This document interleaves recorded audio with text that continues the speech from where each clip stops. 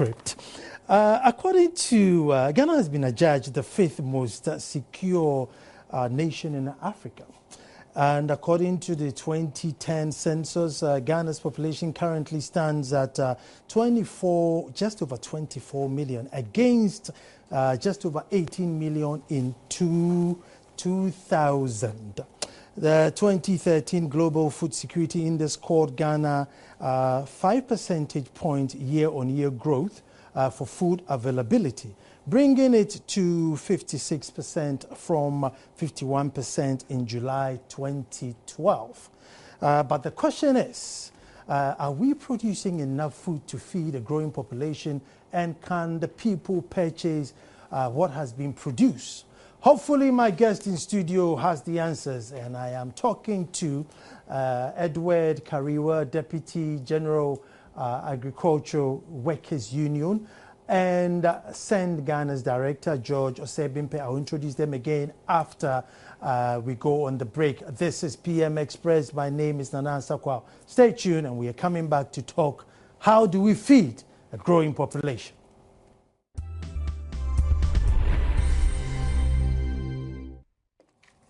Hello and welcome back, and this evening is going to be a very educational and exciting conversation, if I may say.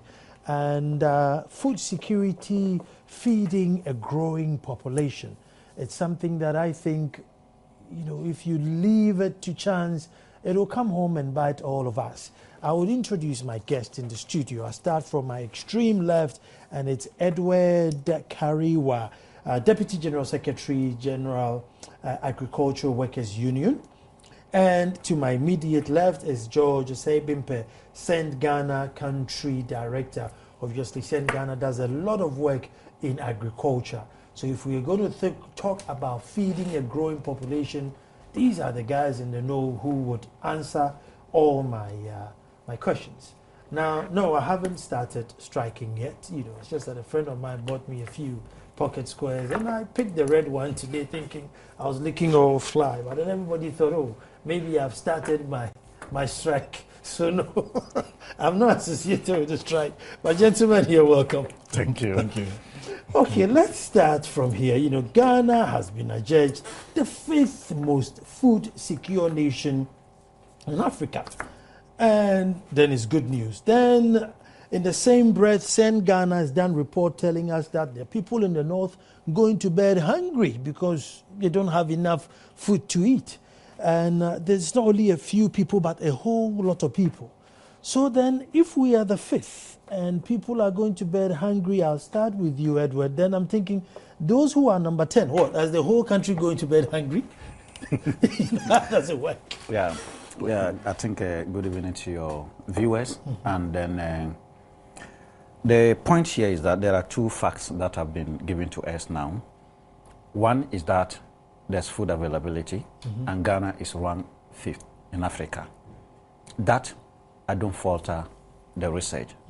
I think we could have even been second, third. That way, I will not still falter the research. Then the other fact is that there are still many people in Ghana who cannot also feed themselves. What we now need to do is to reconcile the two. And feeding yourself has to do with affordability. And then food availability does not necessarily mean one can access it. So we need to actually understand what is availability, what is accessibility, and what is affordability. And in the case of Ghana, even if one does not know, is not a researcher, and you just go out there and you walk on the street, you will find food everywhere. Rice, vegetable oil, this tomato paste, and so on. That is availability. Why is it plenty?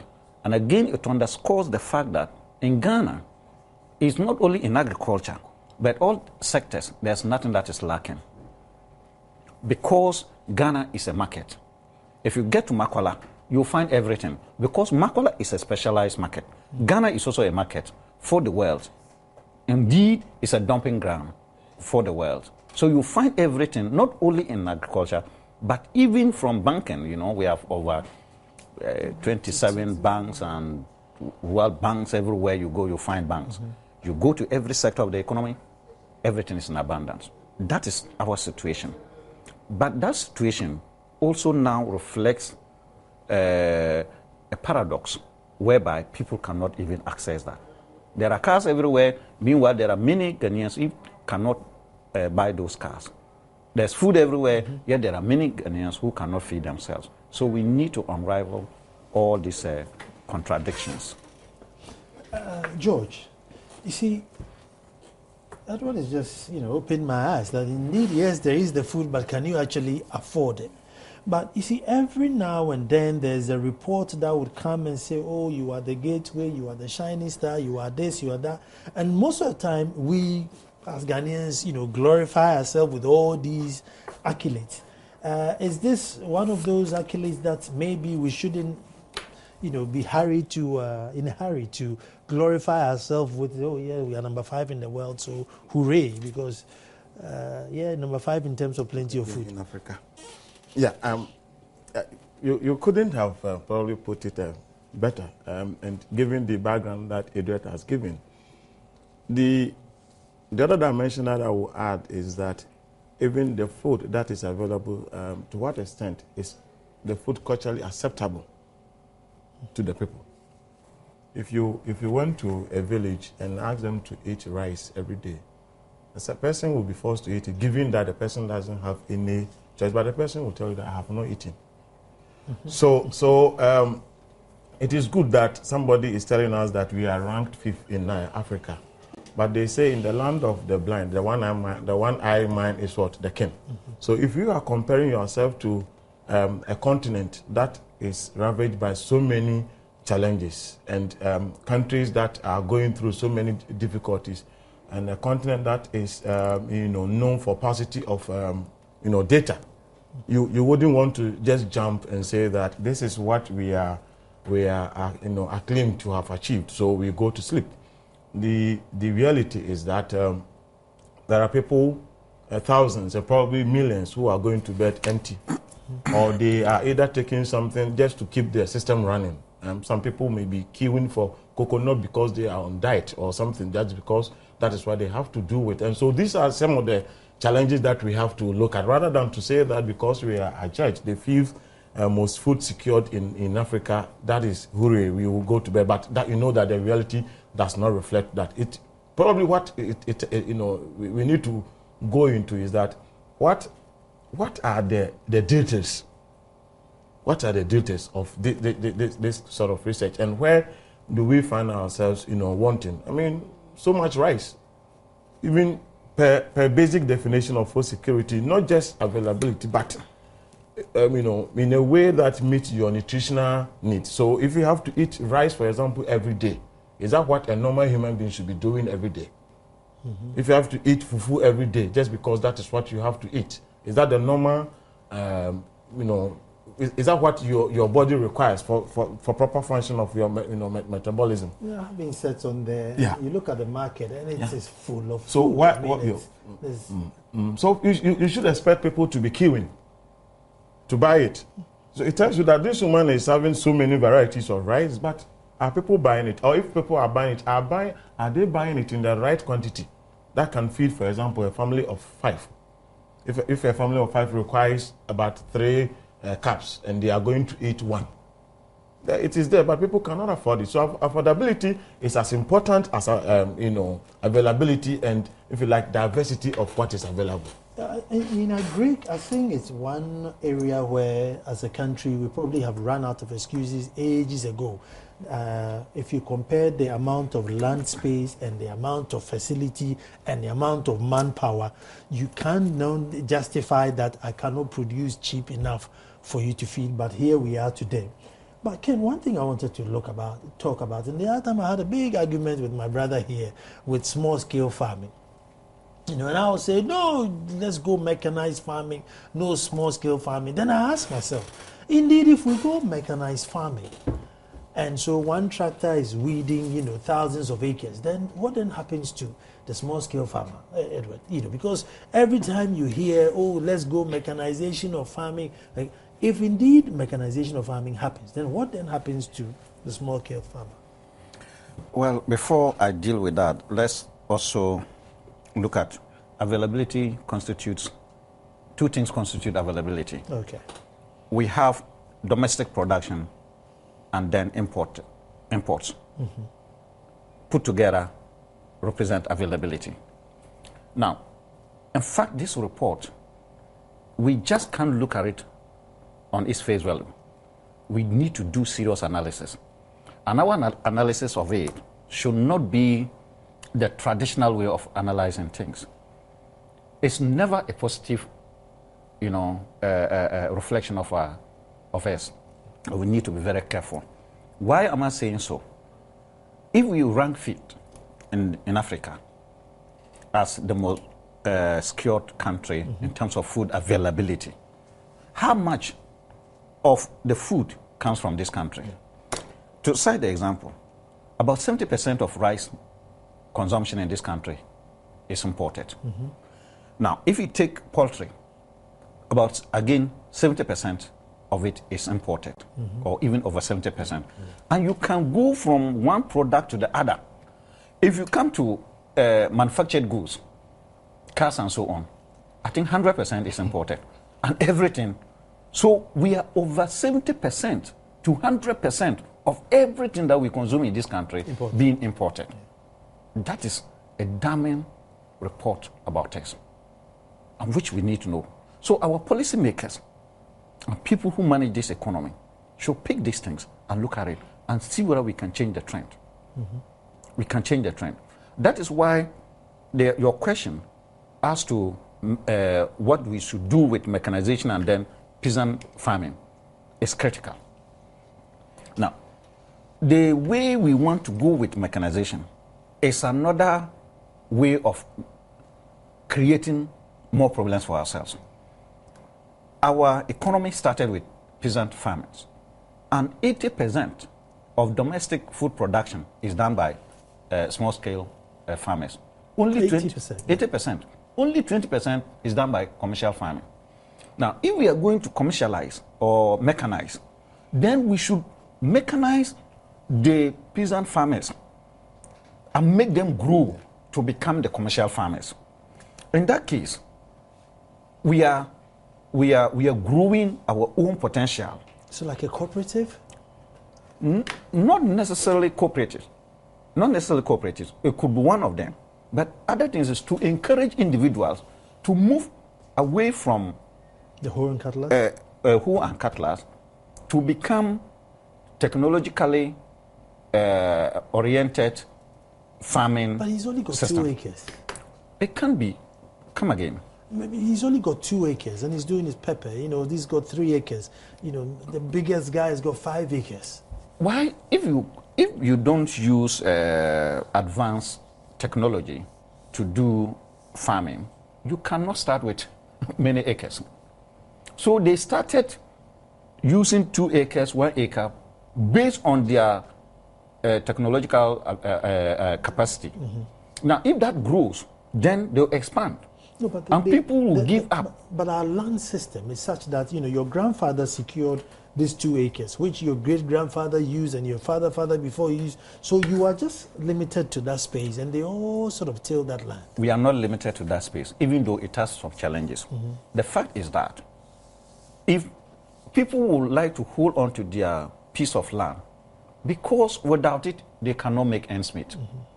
But if they know that I don't need to hold on to my piece of land when I can still feed myself, because there will be enough food by the one who is using it, which can reflect on me, people will give up. You don't need the type of numbers that we have in agriculture in order to make agriculture productive. When agriculture becomes productive, people will voluntarily leave their that vocation because they know very well that they can still find food to eat. But today, people are holding on to their small pieces of land or plots because if they leave it, they will not get food to eat. You will be forced to buy the imported, and you cannot buy it too. So these are the dynamics. So when we continue to blame the land tenure system as the main cause of our agriculture not growing, it's high time we moved away from that. That system is not rigid and it's not static. And many people have left their lands and moved to the cities to look for what? White-collar jobs. And many people will leave their farms for others to use it when they know very well that those who are using those lands will produce enough and then it will reflect on their lives. But if there's no other source of living, then certainly they will hold to it. John, I mean, you've done a lot of work with small-scale farmers. I mean, we've had our debate on small-scale farmers, and today we just need to look at, how can we improve small-scale farming, either take them out of the farm and to do something else for somebody else to, till the land properly, or leave him there for him to till the land properly to look after himself and, everybody else. Okay, so Nana, we are faced with a choice as a country that what development strategy do we want to use to take people out of poverty? Yes. And I'll be very surprised if somebody came and told me that there was another way apart from using agriculture. And Edward has given the traditional model where at some point people will begin to move away. So the point I'm trying to make is, to what extent have we done what I call integrated planning, so that we begin to think about using agriculture as a strategy for taking people out of poverty, but linking it to industry. So then you support the smallholder farmer, not just taking him or her out, but you support the small-scale farmer to accumulate capital. Once the person accumulates capital, those who can will continue to accumulate capital still in the agricultural field. Those who will feel bored or somehow, for some reasons, may not find themselves competitive enough, will push into other sectors. They would have gotten the economic power to put their children into school. So then that cycle of poverty will not be repeated. If they didn't have the chance to go to school, their children will be going to school. Their children will become the engineers who will be employed in the industries. And so that goes on. But somehow we have succeeded in putting a break somewhere. And we are very good at,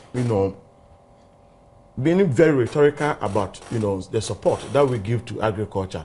Otherwise, why would, a whole investment a whole budget that we say should be going to smallholder farmers or, to supporting smallholder agriculture, does not end up reaching to these people.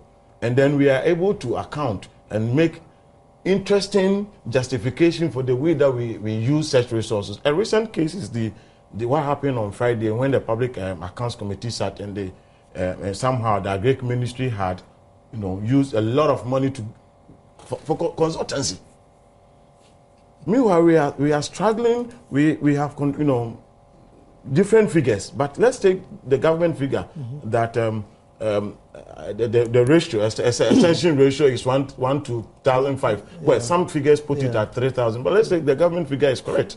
But is it something to be proud of, that in a country that prides itself as an agrarian economy, you have 1,500 farmers being served by a single extension service or agent or officer, and that person sits in the office at the district headquarters, complains that he doesn't get fuel to put into his motorbike to get to the people at the hard-to-reach areas. The point I'm trying to make is that we have been talking too much about support to the agriculture sector. We have, so far succeeded in paying too much attention to the cash crops. And even the cash crops, the cocoa and those things, we have not succeeded in developing it inwardly. And so we are interested in just saying that we got 800 tons, 1,000 tons. How much of it is processed locally? So then today people are complaining that they are suffering, not just because there is not, the people cannot suffer, but it's because there are no job avenues. These are something that we can look within and have an integrated industry so that agriculture, is providing the jobs. It's like if in football you say the midfielder distributing the passes, and that is how we should approach agriculture. And I'm sorry to say that our investigation in some of the programs that we are running, it's just money that we are throwing down the drain.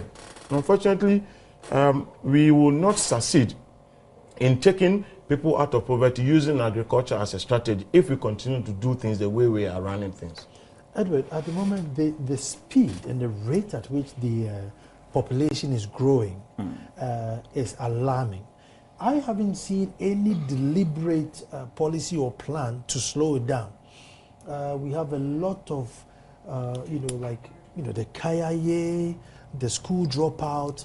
Last year, 750,000 teenage pregnancies. That's almost 1 million, just added onto the system. And this is a class of people who may not be wealthy enough, So the agricultural, workers union, I mean, how are you doubling your production to feed all these mouths if need be?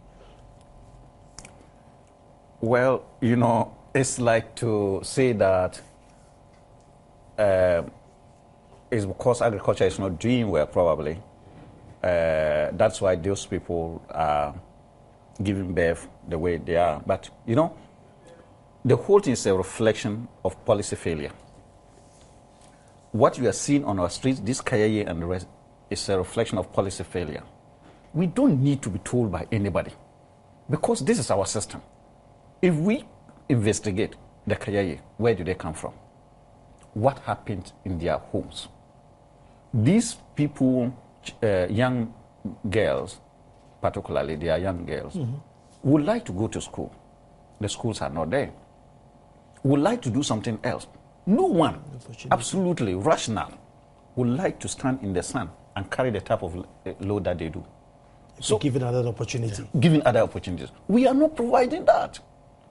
So when you then see that, and when people are simply desperate, and in fact, studies have shown that high population growth is related to the poor communities, because they also see that as a consolation, or it is a poverty-linked issue. To determine when to have a child, it's not just, it's a poverty-linked issue. Those who are poor cannot decide when to have children because they are living in an environment that allow people to take advantage of them. They can't make decisions for themselves. So, as for agriculture, the way we are doing it certainly, and he has enumerated how far we have gone with it, and indeed, there's no linkage. Agriculture cannot grow beyond a certain limit unless there's a strong linkage with the other sectors of the economy. Today, agriculture in Ghana, and I'm not just talking about theory, I'm looking at Ghana. Look, how much is agriculture linked to finance in this country? We have all these banks all over. How much of their loan portfolio goes to agriculture? There's no, in fact, the linkage is weak. They are not serving agriculture. Agriculture Development Bank. So the linkage is not there. Why is there? Now, is it because they can't trust maybe the crops will die, or because you hear this all the time, where it's lack of funding. Why aren't the banks, feeding the industry? You see, we are running a country, and we must come with a certain philosophy and ideological perspective.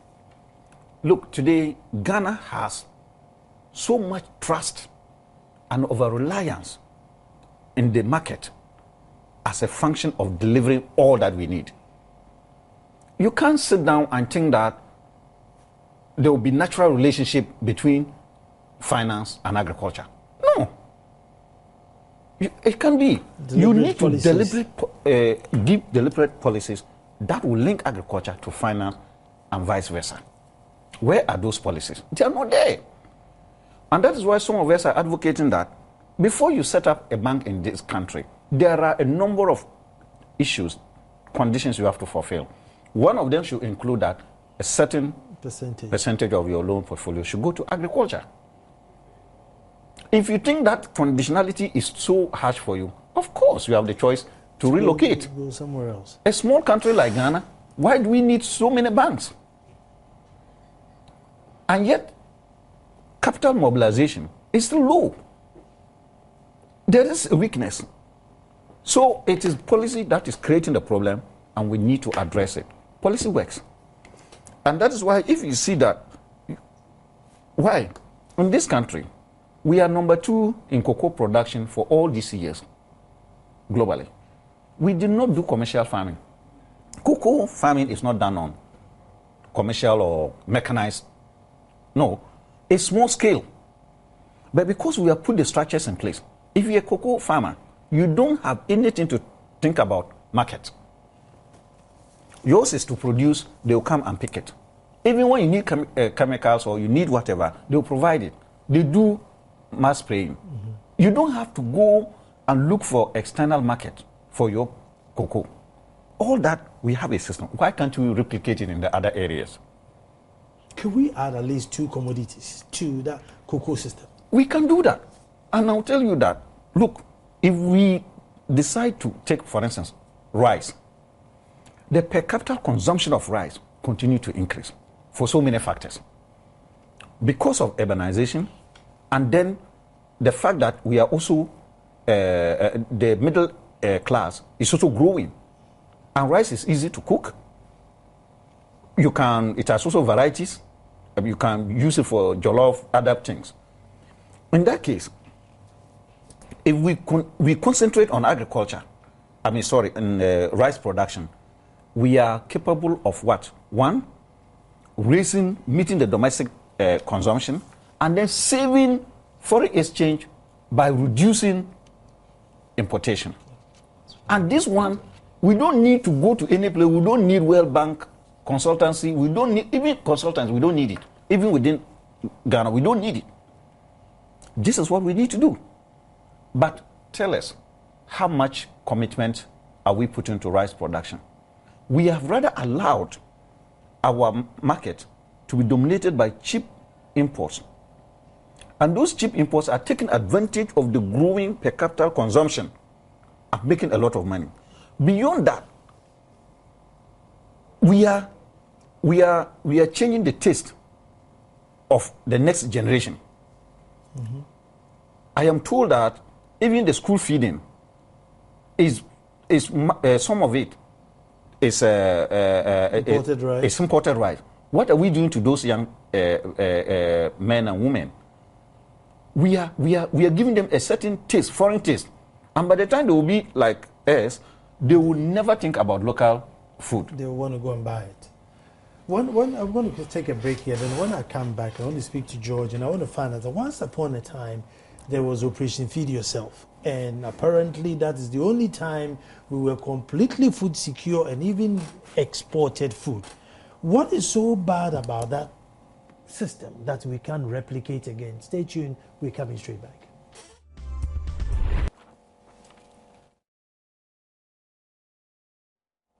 Hello and welcome back, discussing Ghana's food security, food future, feeding a growing population.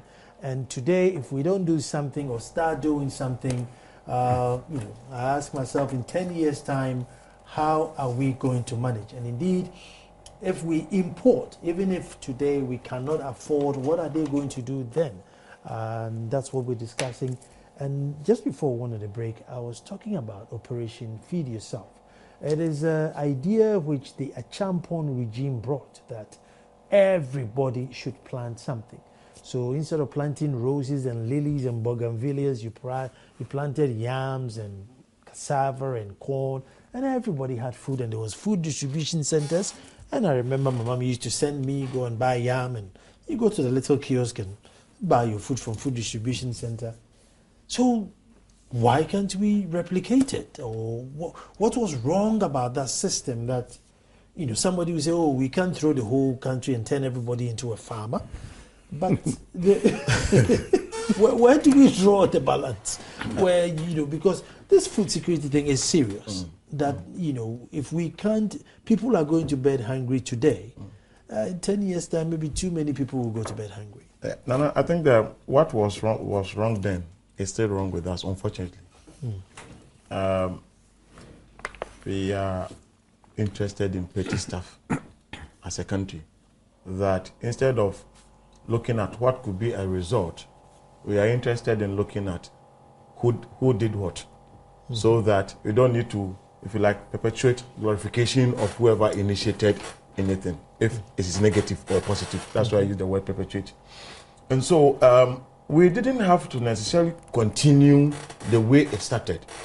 At some point, we should have taken it to a different level to say that, okay, now we are growing what we can eat. What about growing and then building industries that would, if you like, that will can what you cannot eat. Yeah. And so somehow there was a break, a total break in thinking and in developing the idea further. Unfortunately, we have not thought it wise to visit the idea and probably modify it. It doesn't have to take the same form, if you like, the same form that it took at that time. So, Nana, feeding ourselves is as important as a people who says that we have a sovereignty. If you cannot feed yourself, there is no name and there is no point in claiming sovereignty, because what is the point? Because what you are eating has nothing to do with your culture. Something that you have to just make do with because this is what is there. So I think that unfortunately, I don't like this idea of always blaming the political elite, but that is where it matters.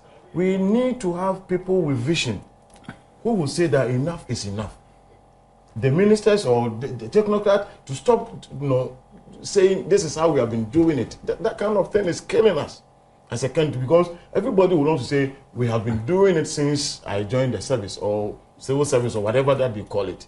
Somehow they need to even challenge the politicians to say that I think that if you do it this way, it will actually further the cause of your government. And we should also move away. This kind of politicking, we started it. So if they are continuing, then we take the blame. And sometimes, we take the credit. And sometimes we hear people crying and making so much noise about somebody who was not invited to a function because that person started. For God's sake, that person did not use his pocket money. We give that person mandate. So if you have, and I think that we need to probably build, and what you are doing is positive, because we need to build, and I'm getting quite passionate about this, because we need to build a critical mass who will begin to question the status quo, to say that we can no longer allow this thing to go on. How can I sit in a country where land is so abundant, having the climatic condition as California, where about 7% of the population are probably feeding everybody, and here we are talking about 80% of the farming, the labor force. Yet people are going to bed on empty stomach today. This is a sad situation, and I do not want us to even lament it. I want people to begin to say that enough is enough. Let us do things differently. We have beautiful policies, and my brother talks about policy. In terms of policy, we are the best. Probably if we want to rank, we will be the best in terms of policy formulations. But the problem is, how do we implement those policies? Mm-hmm. How do we implement, and who even monitors? Are people punished if things go wrong? For example, if you are spending, you are getting, for example, the country has succeeded in increasing investment in the agricultural sector. Why is it that, ironically, at the time that we have succeeded in putting so much into agriculture, recording, the lowest growth rate in the last 10 years? It tells you that somehow people are only interested in pushing their money there in a way that they can use it, I don't know what, because I don't have the evidence, but it does not translate into on the grand benefit to farmers who are supposed to do, get some of these things. And so somehow, and I wish probably that if the president said, listen to me, Mr. President, we have every opportunity to make a difference as a country. We have a very good political system, peaceful environment for people to operate. Let us be serious about how we even use public resources in this country. So that if we said that we are implementing youth in agriculture program, we are very sure about who we target. We don't use political consideration in selecting, the people we target, so that we are able to take the youth out of the street and create jobs for them. Not only that, how do we help them to link whatever they do, to industry? So how do you also create local champions in terms of industrial development? This is very important. We have so many young guys who are walking around, they have brilliant ideas. They can't go to the bank because what is in the interest of the bank? To give Nana a car so that you use the next 20 years as a slave to pay for that. When you could have used that money to generate, to create a small industry.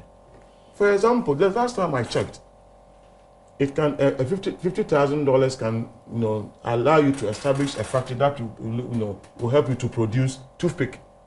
we sit down here and import toothpick. Some people can go into bamboo plantation and eat part of it. I don't know what they call it. People are eating, and it's a delicacy. Yeah. So what do we do? And we say that there are no jobs in the country. But of course, you can't tell a youth or somebody who has come to Accra to taste a beautiful life to go there when the person, when it is so obvious that the person is going to remain poor in agriculture. So, Nana, Operation Feed Yourself, but I think that we have to go to Operation Rethink, Operation Be Serious, Operation Look Within Yourself, and Operation Begin to Do Things Differently. Before we even go to Operation Edward, I think George has summed it all up. But if we haven't done it for all these years, then we will never do it. We haven't done what? We haven't taken agriculture seriously. It's always been lip service, policies and this and that. We've never ever taken it seriously. Where, you take one sector or just maybe two sectors of agriculture and said, as for this, like you say in cocoa, we must add maybe cashew nut or almond nuts or something to cocoa and complete it. Nana, let me say that I enjoyed what George said, but then there are some few things I want to disagree with him. Good. He said, if I heard him right, he says he doesn't want to blame the politicians. I say we should blame the politicians. I agree with you, no problem. You see, from the 1970s to date, there has been a drastic and dangerous development shift, strategies shift in Ghana. Look, a development strategy is a political decision. There's no, technical considerations are just backing the political decision. So it's a political decision that we need to take for all of us to now follow that. Operation Feed Yourself, we also had Operation Feed Your Industry. Yeah. It was an import substitution policy. We have shifted completely from that.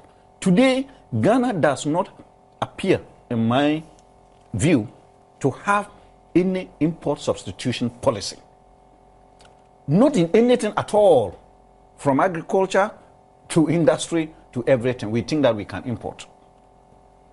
This is the major development shift that we had. Because during the Operation Feed Yourself era, irrigation plants were put in place, and big irrigation plants.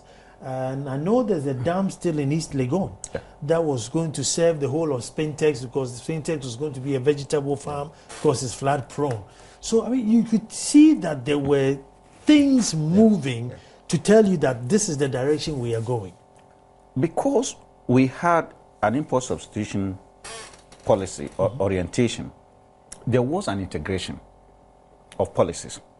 The Operation Feed Yourself, you needed another policy to integrate with it, and that's why we had Operation Feed Your Industry. Yeah. So agriculture cannot grow, and that's what I said earlier. Yes, there's the industry to support it.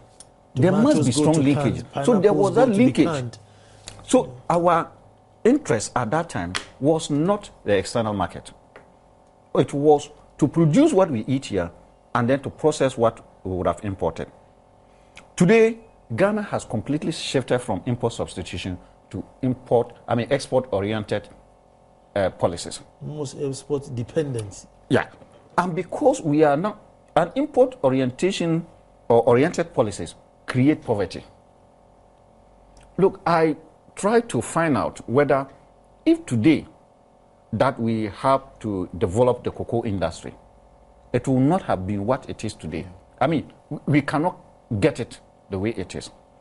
But because there was, we developed it with the aim of using it to leverage other sectors of the economy to grow. It has survived the times. But if it were today, we would have developed it in such a manner that it is only for the external market, and that ends it. Jida, you think cocoa. So, yeah, so in that case, first and foremost, we need to be clear that our politicians have a major role to play. In fact, every development policy, of course, look at it, even today, Iran is defying all the odds. It's not the ordinary people of Iran who are interested in nuclear energy. No, it is the politicians. And they're saying, look, either it is for a nuclear bomb or peaceful purpose, they are saying they are going ahead with it.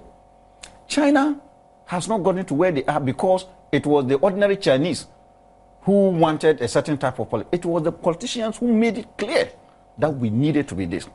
All the developed countries, US, when UK was the only developed country and US was developing at the time, and they